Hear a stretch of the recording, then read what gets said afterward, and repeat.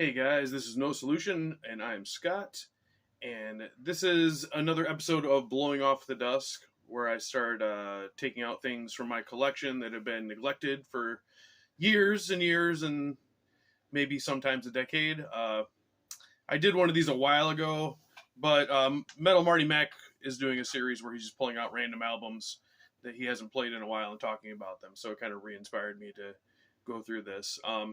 Yeah, I've got a big collection, and things get filed away, and even if you like them at the time, sometimes you forget about them. So I've been just kind of carefully going through the shelves and like, what's this? I don't remember this.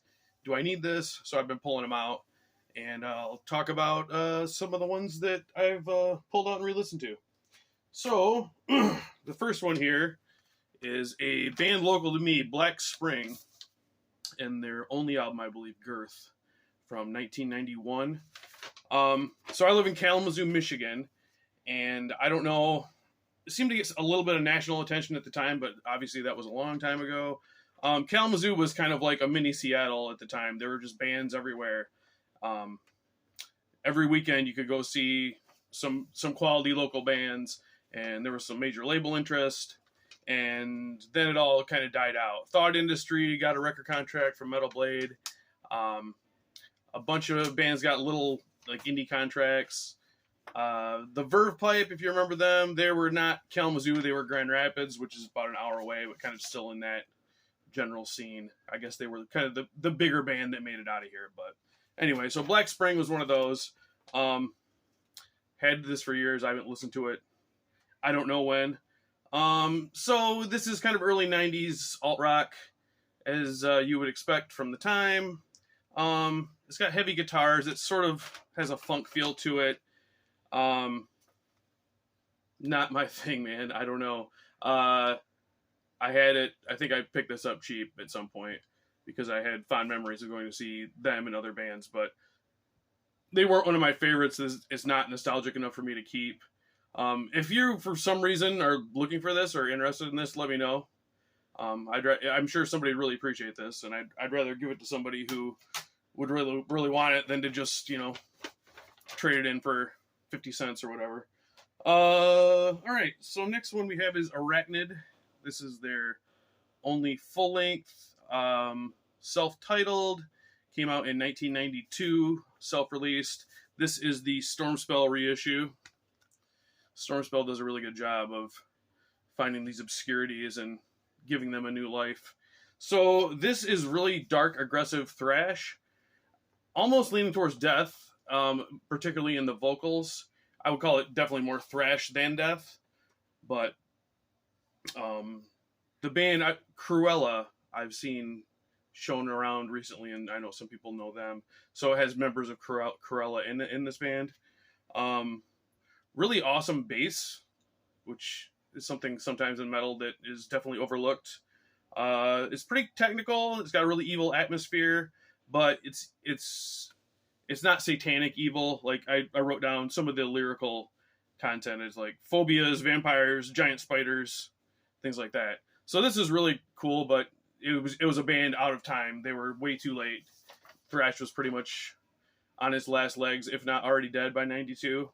So if this had come out in 87, I think maybe they would have had some traction. But yeah, Arachnid, the self-titled, I would definitely recommend this if you're a thrash fan. So glad to rediscover that one. Next is Azrath 11 with, I do not remember the name, of course, of Tentacles and Spirals. So as you can tell from the cover art, this is like Lovecraftian themed death metal. I guess a bit Black and Death. Band from Italy. This is 2013 album. This is the last thing they did. I don't know if they're officially broken up. Has dual vocals, death metal, and then like some kind of shouts in the background, almost like hardcore gang vocal shouts, which I kind of thought didn't fit the music very well. It's very blasting, has melodic solos. On the techie side, it's not the crazy techiness, but on the tech side, so an album like this is the hardest for me when I'm trying to decide what I'm keeping in my collection. This is definitely good. It's not great. It's not super memorable, and I know if I decide to keep this, it's going to go back on the shelf, and maybe in 10 years I'll be like, oh, hey, what's that? And pull it out again. It's just not something I'm going to be coming back to. So I think I'm going to have to get rid of this one.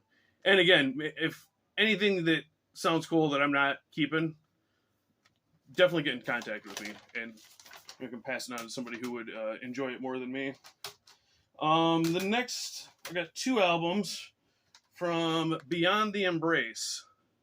Their 2002 debut, and then 2004, and that is all they did. I think they had a self-released album / demo before this. So this band I saw open for Green Carnation. Green Carnation did a short tour in 2006 that was kind of a financial disaster and broke up the band. But it was a cool, from my perspective, it was a cool tour. And they're back together now. But Beyond the Embrace opened, and I just, sometimes, you see an opening band you've never heard of, and they just hit you the right way, and you get all excited about them. So when they were done, I went over and bought their CDs and talked to the guys for a little bit, and I was just all into them. And then I don't know what happened. These went on the shelf, and I did not pull them out again. So I was a little worried they would not hold up. Now, Trevor at Fumes of Hatred, plug your ears, because I think you would hate these, because this is like In Flames worship kind of mixed with I would say metalcore probably. Especially in the lyrics, I got a lot of Killswitch Engage vibes. The vocals range from kind of that In Flames type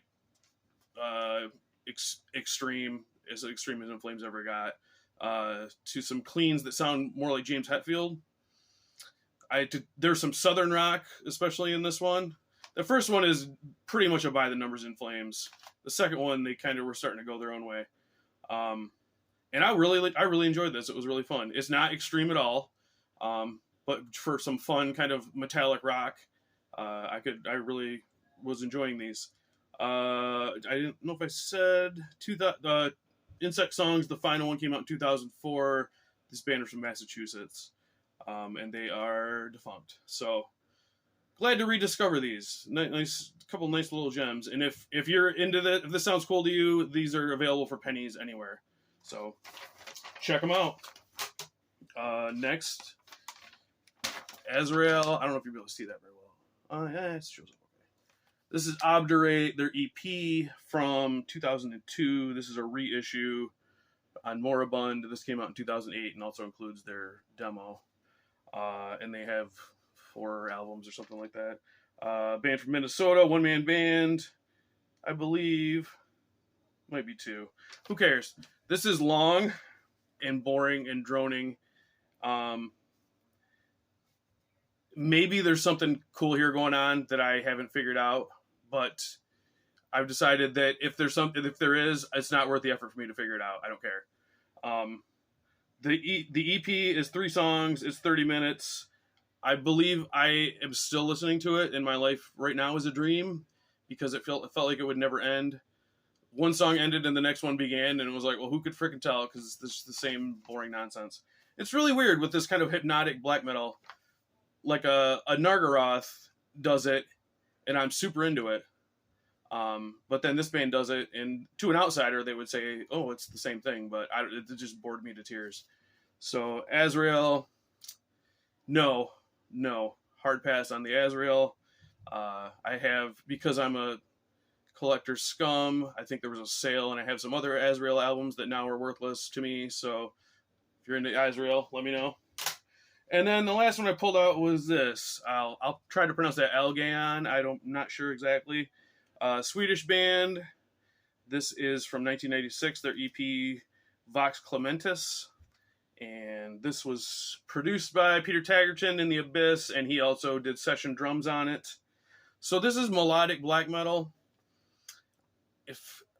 I hate to compare it to bands to other bands, but it is the easiest shorthand. So I would say if you mixed Dissection with maybe earlier Gorgoroth, you'd be sort of on the mark as to where this is. Maybe a little Dark Throne as well. Yeah, this is 4 songs, 20 minutes. It's freaking great. I don't know. I picked this up in some bargain bin, I'm sure. Maybe I never even listened to it because I don't remember it at all. But I'm a fan now. The song "Throughout Times" was my favorite. It's got a really hypnotic main riff and sorrowful vocals, and it kind of reminded me of if Transylvanian Hunger had a real production. So that's kind of where they're coming from. It's got that abyss sound that I enjoy. I know some people don't, but I do. And that's it. Did I say enough? I just realized. There should be an count. Anyway, those are the ones that I pulled out, so I was able to clear a little bit of shelf space in the collection.